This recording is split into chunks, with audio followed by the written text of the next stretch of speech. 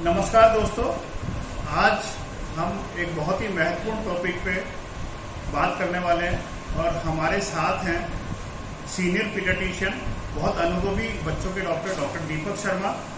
तो दीपक जी से मैं बात करूंगा कि हमारे समाज में बहुत सारी मिथ फैली हुई हैं। जब डिलीवरी होती है तो बच्चे के बारे में बहुत सारी समस्याएं हैं जो गलत फहमी में हम कुछ गलत कर बैठते हैं। तो उन्हीं समस्याओं पे कुछ समस्या हम ले रहे हैं, उनके बारे में उनसे हम डिटेल पूछेंगे कि वो जो लोग करते हैं वो सही है या गलत है। तो डॉक्टर दीपक जी, आपका बहुत बहुत स्वागत है। और सबसे पहले मैं आपको ये क्वेश्चन पूछना चाहता हूँ कि बहुत सारे लोग, बहुत सारी माएँ क्या करती है, जैसे ही डिलीवरी होती है और होते ही वो आपसे पूछती है कि डॉक्टर साहब मैं इनको शहद चटा दो क्या, मतलब शहद को वो ज्यादा तरजीह देती है दूध से। तो क्या ये सही है? बिल्कुल डॉक्टर साहब, बहुत सही सवाल पूछा आपने। और ज़्यादातर प्रैक्टिस में देखा गया है कि जैसे ही डिलीवरी होती है तो ये आमतौर पर देखा गया है कि आमतौर पर वो पूछते ही हैं आपसे। तो इस सिचुएशन में अपने को क्या करना चाहिए कि शहद नहीं चटाना चाहिए, कि अपने को ध्यान देना है। और आप उनके पेरेंट्स को आपको समझाना चाहिए कि शहद से जो बच्चे को इन्फेक्शन हो सकता है, तो बच्चों को शहद अवॉइड करना है, अपने को चटाना नहीं है। एक बहुत बड़ी समस्या ये भी आती है कि जैसे ही बच्चे की बुआ या चाची या ताई आती है और या दादी आती है तो सबसे पहले दादी नानी सभी लोग उसके काजल लगाते हैं आंखों में। तो क्या काजल लगाना सही है?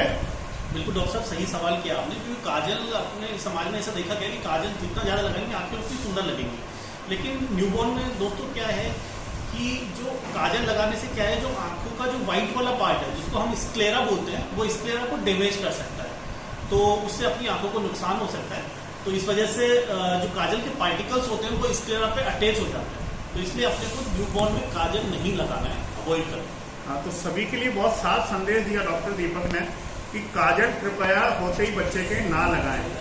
तीसरी समस्या डॉक्टर साहब ये आती है कि हम लोग, बहुत सारे लोग कहते हैं कि मालिश जरूरी है बच्चे को। तो क्या वास्तव में जरूरी है?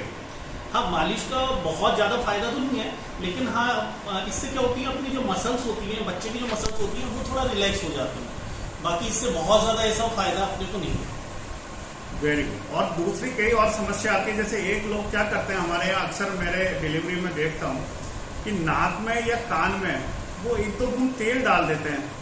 तो ये क्या इन्फेक्शन को बढ़ावा नहीं देती? बिल्कुल बिल्कुल डॉक्टर साहब, और ये आपको बिल्कुल अवॉइड करना है। और यदि आपसे कोई पूछता है इस तरह से, तो अपने को यही बताना है कि नाक में यानी कि नॉस्ट्रल्स में और ईयर में अपने को कोई किसी भी प्रकार का ऑयल नहीं डालना, क्योंकि ये इन्फेक्शन को बढ़ावा देना है एक तरीके से। तो मित्रों, आपने बहुत सारी चीज़ों के बारे में डॉक्टर दीपक जी ने आपको सलाह दी है। मैं और भी आपके कुछ क्वेश्चंस लेता हूँ जो गलत फहमी में लोग रहते हैं। एक डॉक्टर दीपक, यहाँ हमारे इस एरिया में बहुत चलता है कि हम फार्मूला मिल्क बच्चे को देते हैं, होते ही बच्चे को माँ के दूध की बजाय फार्मूला मिल्क या गाय का मिक्स दूध ऐसा देते हैं। तो ये क्या ठीक है? नहीं, एक्चुअली क्या जो फर्स्ट 3 डेज में जो मदर्स मिल्क होता है उसे हम कोलेस्ट्रम कहते हैं। तो यदि हम फार्मूला मिल्क देते हैं तो हम कोलेस्ट्रम को एक तरह से अवॉइड कर रहे हैं। तो कोलेस्ट्रम ज़्यादा से ज़्यादा बच्चे को मिलना चाहिए ताकि उसकी इम्यूनिटी लाइफ लॉन्ग के लिए अच्छे से डेवलप हो। तो अपने को फार्मूला मिल्क और काऊ मिल्क दोनों अवॉइड करना है, सिर्फ मदर्स मिल्क पे बच्चे को रखना है अप टू 6 मंथ। मतलब आपका साफ साफ ये कहना है कि कभी भी बच्चे को फार्मूला मिल्क या काऊ मिल्क नहीं पिलाएं, केवल माँ का दूध ही पिलाएं जो अमृत है। सही है? यस। दूसरा, हमारे यहाँ बहुत सारे लोग, जैसे अब अप्रैल में जो डिलीवरीज होती हैं या मई में जो डिलीवरीज होती है ना, तो बहुत सारी मदर्स क्या करती हैं, दूध तो पिलाती है वो अपना, लेकिन साथ में थोड़ा पानी भी पिलाती हैं। तो शुरू के कितने महीने तक पानी नहीं पिलाना चाहिए?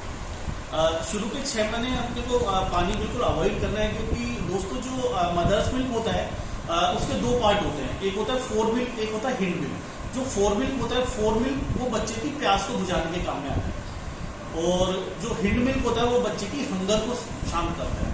तो अपने को यदि मदर्स मिल्क पे आप बच्चे को रख रहे हैं तो आप उसकी प्यास और उसकी भूख दोनों को एक तरह से मिटा रहे हैं। और वैसे भी देखा जाए तो मदर्स मिल्क में अच्छी मात्रा में उसमें वाटर होता है, तो बच्चे को अलग से वाटर देने की जरूरत नहीं है। बहुत ही जबरदस्त इंफॉर्मेशन थी, क्योंकि बहुत गलत फहमी है कि पानी पिलाना चाहिए या नहीं पिलाना चाहिए। एक और तो बीच में हमारे को समस्या आती है कि कई बार डिलीवरी के बाद है ना, आंचल की जगह जो ब्रेस्ट होता है उसमें फीमेल या मेल को ना, जो न्यूबॉर्न होते हैं उनमें सूजन आ जाती है। तो ये क्या नॉर्मल है या इसका कुछ ये प्रॉब्लम है, डॉक्टर को हमें कंसल्ट करना चाहिए? डॉक्टर साहब, बहुत सही सवाल पूछा। ये जनरली प्रैक्टिस में देखा गया है। और उसमें भी क्या करती है, जो फीमेल्स होती है घर में, जो बड़े बूढ़े रहते हैं वो उसको स्क्वीज और कर देते हैं।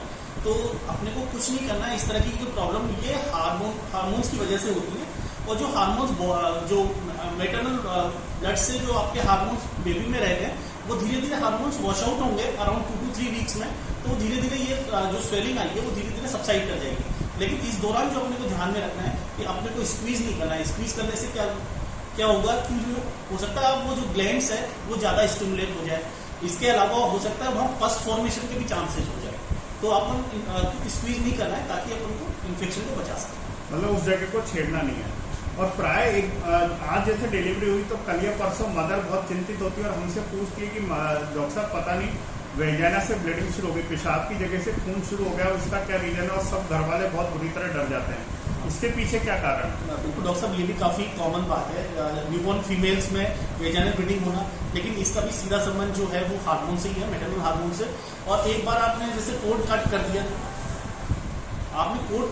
उसके बाद में धीरे धीरे जो हार्मोन से मेटरनल हार्मोन से जो एस्ट्रोजन प्रोजेस्टेरोन वो धीरे धीरे बॉडी से वॉश आउट होंगे। और इन सब चीज़ों को होने में लगभग 2 से 3 हफ्ते लगते हैं। तो ये जो ब्लीडिंग होती है इसको विड्रॉल ब्लीड बोलते हैं। और अपने को कुछ नहीं करना है। इसमें जो न्यूबॉर्न फीमेल है उसके अपना जो प्राइवेट पार्ट है उसको अपने को बेटाडीन से क्लीन करना है और वहाँ पे साफ सफाई रखनी है और कुछ भी नहीं करना। एक अंतिम क्वेश्चन और मैं आपसे पूछना चाहता हूँ, बहुत सारे लोग कहते हैं गर्मियों में टेल्कम पाउडर लगाना चाहिए, नहीं लगाना चाहिए? नहीं। टेल्कम का ये सच आपने मान के चलते हैं कि टेल्कम पाउडर से बच्चा गोरा हो जाता है, जबकि ऐसा देखा नहीं गया।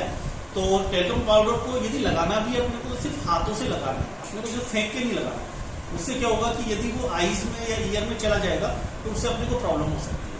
तो अपने को टेल्कम लगाओ तो भी अपने को अपने हाथों से ही लगाना है।